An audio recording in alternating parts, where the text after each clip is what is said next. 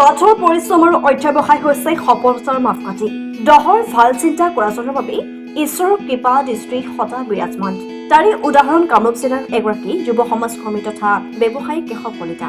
ছাত্ৰ অৱস্থাতে মানৱ সেৱা সপোন দেখা কেশৱ কলিতাৰ ইচ্ছা আছিল চিকিৎসক হোৱা, কিন্তু পাৰিবাৰিক দায়িত্ববোধ আৰু অভাৱৰ বাবে সেই সপোন পূৰণ নহল।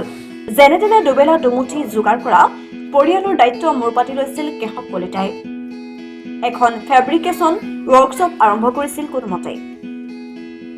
তাৰ পিছতে ভাগ্যৰ চকৰি ঘূৰিবলৈ লৈছিল কেশৱ কলিতাৰ। সমান্তৰালকৈ চুবুৰীয়া আৰ্তজনৰ বিপদৰ সময়ত যথাসাধ্য সহায় সহযোগিতাৰ হাত আগবঢ়াইছিল কেশৱে।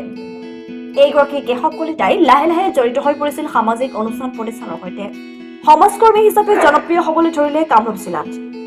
আজি তেওঁ ব্যৱসায়ৰ পৰা উপকৃত শতাধিক পৰিয়াল। অৱশেষত কেশৱ কলিতা মানৱ সেৱা সমাজ সেৱাৰ কাম কাজ দৃষ্টিগোচৰ হল GHRPF ৰিচাৰ্চ ইনষ্টিটিউট কৰ্তৃপক্ষৰ। কেশৱ কলিতাৰ সমাজ সেৱাৰ স্বীকৃতি স্বৰূপে ডক্টৰেট ডিগ্ৰী প্ৰদান কৰাৰ প্ৰস্তাৱ দিয়ে প্ৰতিষ্ঠানখনে। সৰুতে মানৱ সেৱাৰ সপোন দেখা যুৱকজনে লাভ কৰিলে ডক্টৰেট উপাধি। সাহিত্য সভা, কৰ্মচাৰী পৰিষদ, অসম জাৰ্নেলিষ্ট এণ্ড মিডিয়া ফৰামৰ সৈতেও জড়িত কেশৱ কলিতাক উষ্ম আদৰণি জনালে সকলোৱে। ডক্টৰেট ডিগ্ৰী লাভ কৰি কেশৱ কলিতাই ক'লে, যি পাৰিছো সমাজৰ বাবে কৰিছো, আগলৈ মোৰ দায়িত্ব আৰু বাঢ়িল। গুণমুগ্ধ কৃতজ্ঞতা জ্ঞাপন কৰি ডক্টৰ কেশৱ কলিতাই এনেদৰে কয়।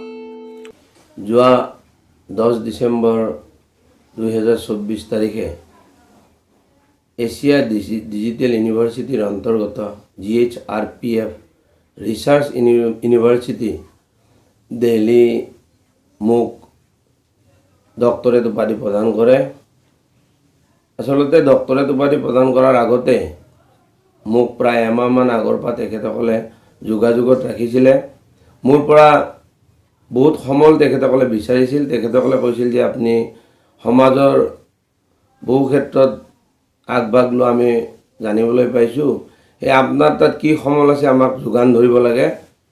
তাৰপিছত মই বিভিন্ন মাধ্যমৰ জৰিয়তে মই সমলসমূহ যোগান ধৰোঁ আৰু 10 ডিচেম্বৰৰ 3 দিনমান আগতে মোক তেখেতসকলে ফোনেৰে জনায় যে আপোনাক ডক্টৰেট ডিগ্ৰী প্ৰদান কৰাৰ বাবে নিমন্ত্ৰণী পত্ৰ পঠোৱা হৈছে বা নিৰ্বাচিত কৰা হৈছে, আপুনি 10 ডিচেম্বৰত দিল্লীত আহিব লাগে।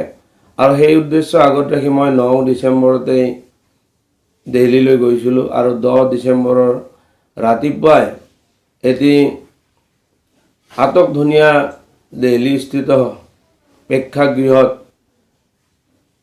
ভাৰতবৰ্ষৰ 10গৰাকী ব্যক্তিক আচলতে ডক্টৰেট ডিগ্ৰী প্ৰদান কৰে সমাজৰ বিভিন্ন দিশত আগবঢ়োৱা অৰিহণাৰ বাবে। আৰু মোকো সেই তাৰ লগত ডক্টৰেট ডিগ্ৰী আচলতে প্ৰদান কৰে। আৰু মই ডক্টৰেট ডিগ্ৰী লাভ কৰাৰ পিছতেই যথেষ্ট উৎফুল্লিত হৈ পৰিছিলোঁ।